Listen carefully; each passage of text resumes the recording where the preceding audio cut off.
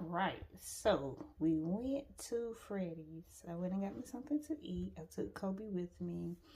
And at the window, they said, "You want a Pup Cup?" And I'm like, "Sure." So Kobe has a Pup Cup, and this our first time getting a Pup Cup. And I think I am more excited than he is. But we're about to find out how good this Pup Cup is to Kobe and how excited he will be.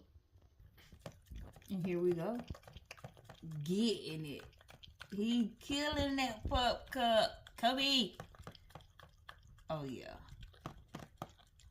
So maybe he's more excited than I am. Because he tasting it. I'm not about to taste it. Getting it.